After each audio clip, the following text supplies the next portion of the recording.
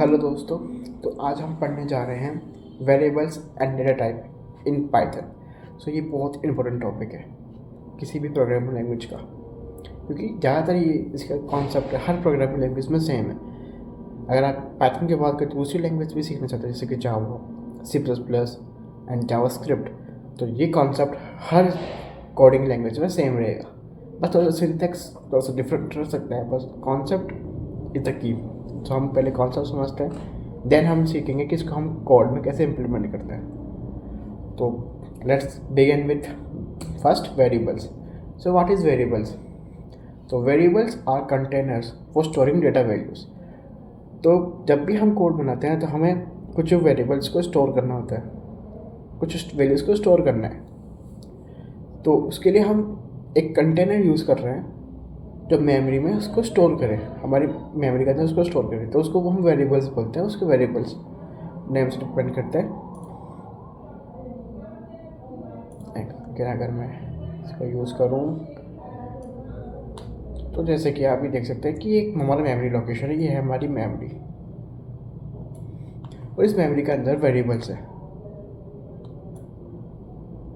तो हमने इसके अंदर मेरे को अब 100 वैल्यू स्टोर करनी है कि भाई मेरे मार्क्स आए 100। ये हमारी मेमोरी के अंदर 100 मार्क्स स्टोर हो चुके हैं और इसको मैंने रिप्रेजेंट कर दिया एक वेरिएबल। तो ये क्या हुआ कि एक ए जो हमने नाम दिया, ये ए, ये वेरिएबल का नाम है, और ये मेमोरी, इस मेमोरी के अंदर मैंने 100 को स्टोर कर दिया। मतलब ए के अंदर 100 की वैल्यू, तो मेमोरी के अंदर 100 स्टोर हो चुका है एज ए। तो मैं इसको सारे को इरेज करता हूँ।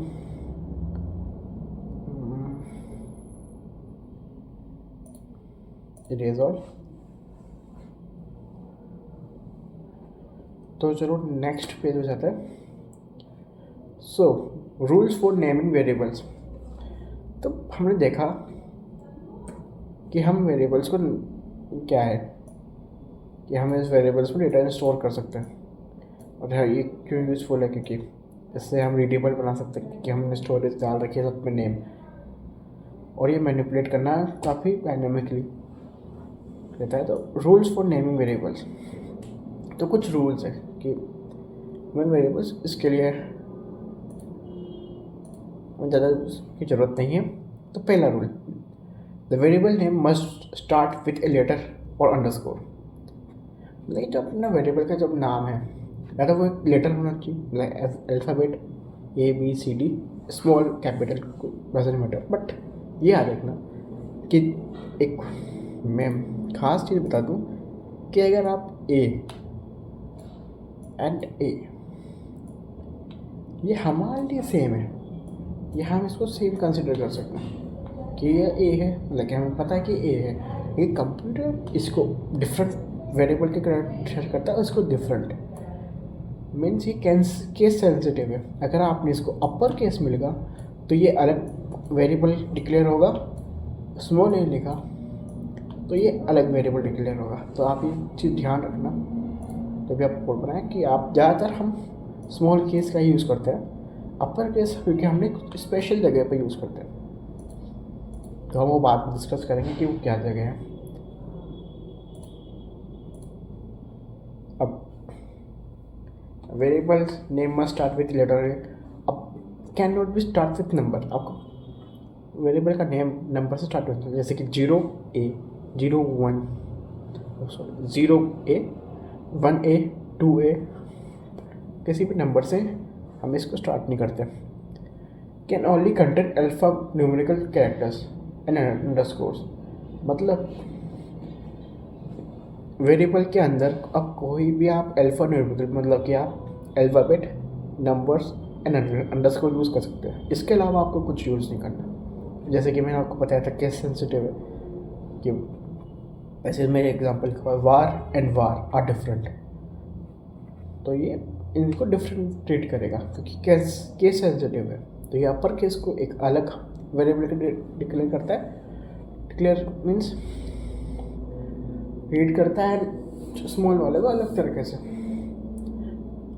हमें कभी भी रिजर्व्ड कीवर्ड्स, कुछ रिजर्व्ड कीवर्ड्स हैं। जैसे एग्जांपल हम दे रहे हैं इफ़, फॉर, ये हमको बाद में बताएंगे कि ये होते क्या है, बट ऐसा समझ लीजिए कि आपके पास कुछ रिजर्व्ड कीवर्ड है जो पाइथन ऑलरेडी यूज़ करता है कुछ फंक्शंस के लिए, तो हमें उनको यूज़ नहीं करना। हम उसके अलावा किसी भी उसका यूज़ कर सकते हैं, क्योंकि अगर आप ये यूज़ करोगे तो वो कॉन्फ्लिक्ट हो जाएगा कि पाइथन समझ नहीं पाएगा कि भाई आप ये वेरिएबल डिक्लेयर कर रहे हो या फिर आप वो फंक्शन यूज़ कर रहे हो जो उसके अंदर ऑलरेडी फीड है। अब देखते हैं कि असाइन कैसे करते हैं। तो चलिए, अब ये वेरिएबल है, ये वेरिएबल नेम एंड वैल्यू, मतलब कि हमें कोई वेरिएबल का नाम देना, जैसे कि मैंने रख दिया x, वैल्यू 5। ये है, हमने एक वेरिएबल असाइन करने का तरीका ये है। मैंने कुछ एग्जांपल देखेंगे वेरिएबल, हम ये जरूरी नहीं है कि हम नंबर ही कर सकते हैं। मैं इसमें string, float, double, decimal points, negative, जैसे कि मैंने इसमें लिखा x = 5, तो इसके अंदर अब x के अंदर 5 की वैल्यू आ चुकी। अब मैं नेम लिखा और नेम में मैंने अपना नाम डाल दिया तुषार।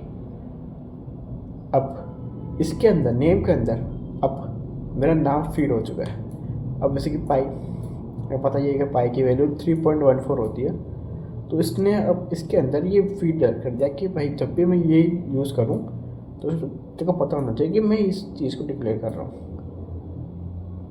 अब पाइथन की एक स्पेशलिटी है कि Python allows dynamic typing, means x, मैंने x = 10 लेगा। अब मैं x = ये, अगर यहाँ अभी बाकी में लिखते हैं तो ये एक एरर होता, ये एक बाकी लैंग्वेज में ये एक एरर की तरह ट्रीट करता है कि आपने अगर x को इंटीजर में नंबर में रख रहे हो तो आप उसको अभी स्ट्रिंग में नहीं रख सकते, तो ये आप ये कैसे डिक्लेयर कर रहे हो।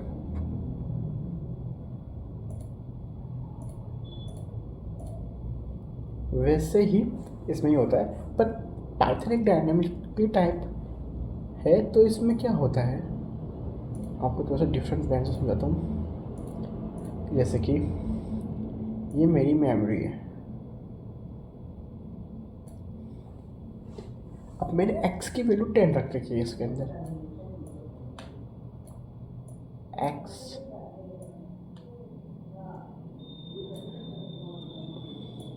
की वैल्यू 10 है। अब ये क्या करेगा कि अभी तो ये x की वैल्यू 10 यूज़ कर रहा है, लेकिन अब मैंने x की वैल्यू 100 कर दी, तो ये एक नया बना देगा, उसमें हेलो डाल देगा।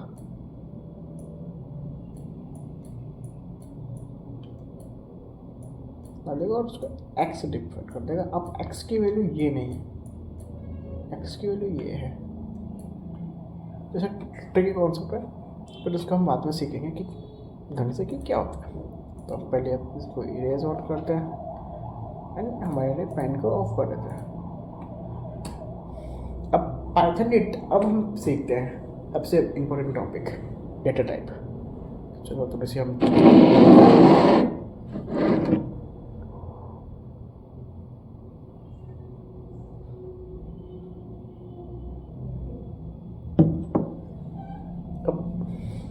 सीखते हैं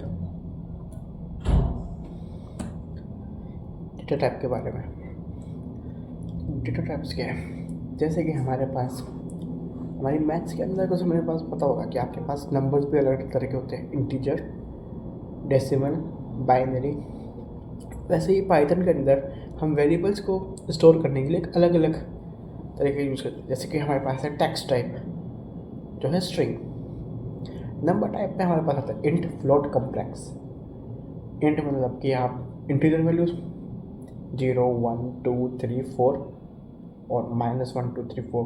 फ्लोट मीन्स जो भी डेसिमल पॉइंट वैल्यूज है हम वो उसको कंसिडर करते हैं फ्लोट के अंदर। कॉम्प्लेक्स वैल्यू थोड़ा सा कॉम्प्लेक्स टॉपिक है, क्योंकि इसमें आप समझ लीजिए कि इक्वेशन टाइप का ही है, इसमें आपको प्रोसे मैथ्स का ही था, जिसमें मेरे को भी ये थोड़ा सा भी डिमांड नहीं हो रहा कि क्या हो रहा होता है, बट इसका मैं आपको बेसिक समझाता हूँ कि इसका सिंटैक्स कैसे होता है। जैसे कि आपने कोई नंबर लिखा +3 +3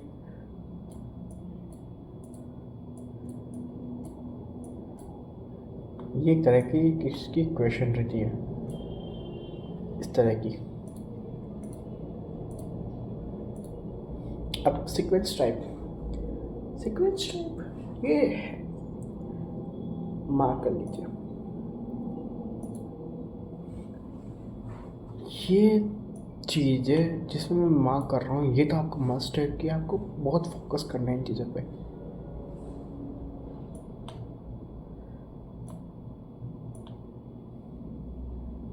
जिन 3 चीज़ों पे मैंने मार्क किया है, ये 3 चीज़ें आपको ढंग से समझनी चाहिए कि क्या होती है। ये तो हम इजीली समझ सकते हैं, क्योंकि स्ट्रिंग मैसेज सिंपल एक मैसेज है जो आप लिख रहे हैं। जैसे कि मैंने अपना नाम लिखा तुषार,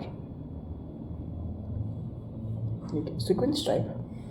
अब इंट, फ्लोट, कॉम्प्लेक्स, मतलब कि ये तो एक तरह से हमारा मैथमेटिक्स है, एक तरह से जो हम यूज़ करते हैं। हम बेसिकली कॉम्प्लेक्स इतना ज़्यादा यूज़ नहीं करेंगे हमारे कोड्स में, ये थोड़ा सा एडवांस में ज़्यादा यूज़ करते हैं। अब स्ट्रिंग, इंट, फ्लोट तो मतलब कि हमारे मोस्ट ऑफ द कोड में हम इन तीनों से ही काम कर रहे थे। लेकिन sequence type, mapping type and set type is the most important part of any coding language. List, tuple and range. So list क्या है, हम इस रेंज को डिस्कस नहीं करेंगे क्योंकि ये इतना इम्पोर्टेंट नहीं इन तीनों में। हम लिस्ट, टपल को डिस्कस करते हैं। लिस्ट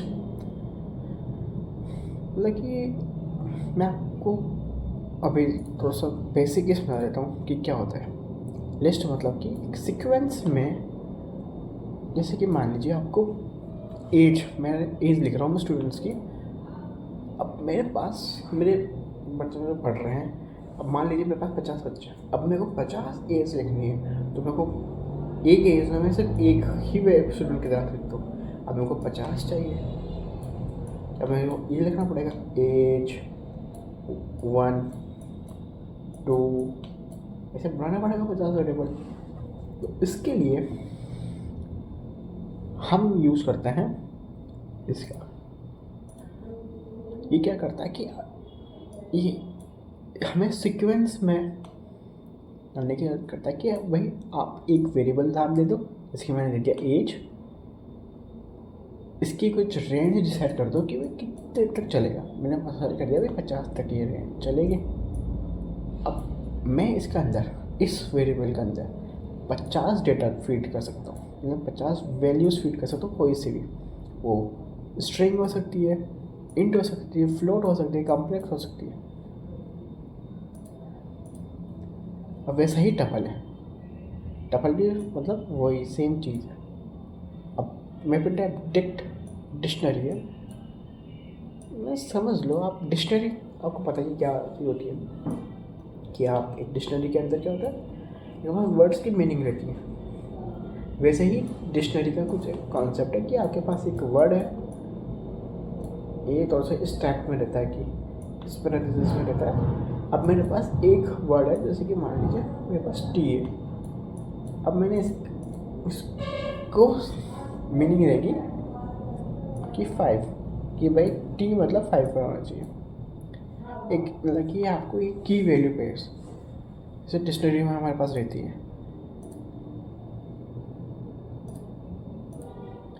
सेट टाइप, तो हमारे पास सेट्स है, फ्रोजन सेट्स है। सेट्स मतलब कि आपको पता है कि जो हमारे मैथ्स के टर्म में यूज होती है क्या हम तब भी हम वैल्यूज़ को इसमें वेट करेंगे। इसके अंदर कुछ टर्म है जैसे डुप्लीकेशन, ये सब मतलब ये हम जो भी 3 ये वाला पार्ट है, ये बेसिक समझ लीजिए। हम इसके बाद इसका जो मेन आएगा स्ट्रिंग, इनका तो हम यूज़ करते रहेंगे, तो बेसिक सिंपल है। पर इनके लिए अलग से एक वीडियोस बननी डिजर्व करते कि ये आपको इसमें समझ में नहीं आएगी, ये अलग से एक टॉपिक है। तो अब सेट टाइप्स समझते हैं कि सेट टाइप्स होते क्या है। अब सेट टाइप्स समझ लिया कि आपने सेट, फ्रोजन सेट, मतलब कि ये भी तरह से सीक्वेंस टाइप है कि आप कहना है। पर इसके अंदर ये है कि अंदर ऑर्डर नहीं होता, इनके अंदर ऑर्डर नहीं होता। लिस्ट, टपल, रेंज, भाई ऑर्डर रहती है कि ये असेंडिंग ऑर्डर रहेगी, प्लस डुप्लीकेशन जो होता है इसमें वो नहीं रहेगा। देखिए आपने एक वैल्यू डाल दी तो वो एक ही रहेगी, क्योंकि डुप्लीकेट नहीं होगा। और ये थोड़ा सा कॉम्प्लेक्स टॉपिक है, तो उसके नेक्स्ट हम जब वीडियो बनाएंगे तब इसको डिस्कस करेंगे। अब बुलियन टाइप, अब बुलियन टाइप मतलब बुलियन, जिसका शॉर्ट टर्म है हम बुलियन से यूज़ करते हैं। कीवर्ड है ये रिजर्व्ड कीवर्ड जैसे हमने बताया था, ये सारे रिजर्व्ड कीवर्ड्स में आते हैं बुलियन। अब मतलब ट्रू फॉल्स, जैसे कि हमने लिखा है स्टूडेंट ट्रू, मतलब कि स्टूडेंट है, मतलब कि ये स्टूडेंट है, ट्रू नहीं है तो फॉल्स। या फिर हम इसको 0 1 भी कह सकते हैं, अगर स्टूडेंट है तो 1, नहीं है तो 0। देखिए आपको ट्रू फॉल्स या फिर ना हाँ ना के आंसर देने के लिए यूज़ किया जाता है। अब binary types, bits, bit array, memory view, ये थोड़ा से इस टाइप के कि आप जैसे कि आपको कोई बाइनरी में आंसर चाहिए 0 1 0 1, आपको मैं आपको कुछ मार्क करता हूँ कि आपको मेन चीज़ें ध्यान में क्या क्या रखनी है। स्ट्रिंग इम्पोर्टेंट है, int, float, list, tuple, dict, set and Boolean, ये तो आपको मस्ट डिस्टिंग होनी चाहिए कि ये क्या होनी चाहिए, ये क्या होते हैं वही। अब हम जाते हैं अब इसके अगले टॉपिक में, टाइप कन्वर्जन। इसका मतलब क्या है?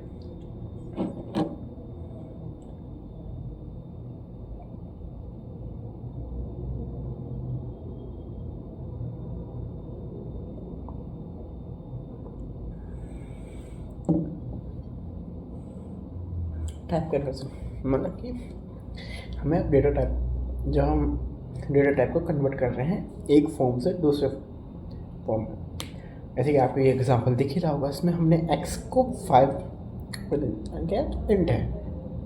अब x की वैल्यू हमने 5 इम्प्लीमेंट करी है। अब मैंने इसमें लिखा फ्लोट x, तो ये क्या कर रहा है, तो ये कन्वर्ट कर रहा है x टू फ्लोट। तो ये कुछ बिल्ट इन फंक्शंस है, जैसे कि इंट, फ्लोट, और ऐसे कई और भी है, जैसे लिस्ट का भी आता है, लिस्ट, स्टैक, सेट का आता है, सेट वाला function, set and opening closing brackets, ऐसे सब क्या आता है। तो भी क्या कर रहा है, कन्वर्ट x टू फ्लोट। उसकी वैल्यू पहले 5 थी, अब 5.0 आ रही है, क्योंकि अभी ये फ्लोट डेसिमल वैल्यू को, मतलब पॉइंट वाली जो वैल्यूज है उसको रिप्रेजेंट करता है, तो इसकी वैल्यू अभी इसने ये दे दी।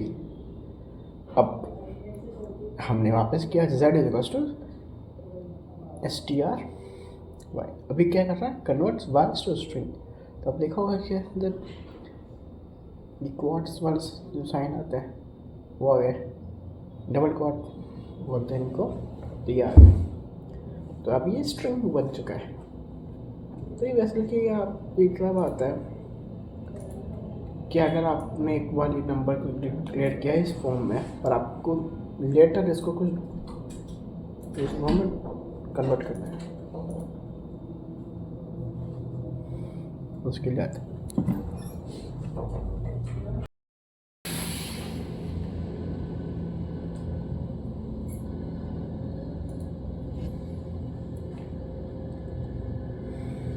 तो सॉरी बीच में इंटरप्शन के लिए। टाइप कन्वर्जन आपको आ चुका होगा, तो अब हम नेक्स्ट टॉपिक में बढ़ते हैं, which is checking data type, कि हम कौन से डेटा टाइप का यूज़ कर रहे हैं। कई बार हमारा कोड 1000 लाइन का भी हो जाता है। अब उसमें हमें सबके वेरिएबल्स के कि हम कौन सा डेटा टाइप यूज़ कर रहे हैं उस वेरिएबल में डिफ़िकल्ट होता है, इसलिए हम यूज़ करते हैं टाइप एक्स, जो हमें रिप्रेजेंट गिव करेगा डेटा टाइप ही कौन सा है। जैसे कि इस केस में अभी ये आउटपुट दे रहा है क्लास इंट, मतलब कि ये क्लास इंट मतलब कि ये डेटा टाइप है इंट क्लास का।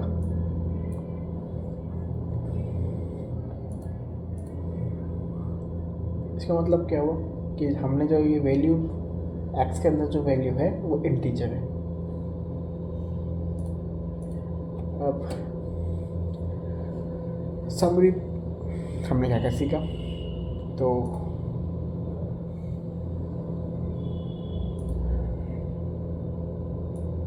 अब हमने सीख चुके हैं वेरिएबल्स कि भाई क्या है स्टोरेज, नेम्ड फॉर स्टोरेज है, स्टोरेज के लिए नाम है। अब पाइथन क्या है, Python supports multiple datas for different uses. अब पता है integer, float, complex, list and set, type conversion and dynamic type by enhance possibilities, use of type to identify the variable type।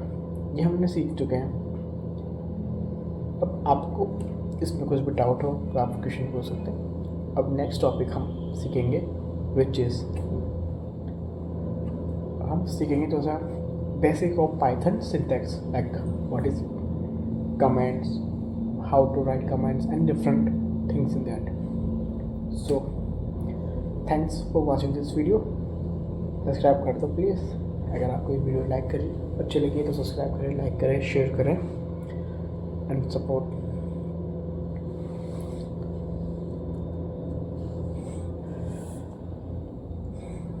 अगर आपको वीडियो अच्छी लगी हो तो लाइक करें। मैं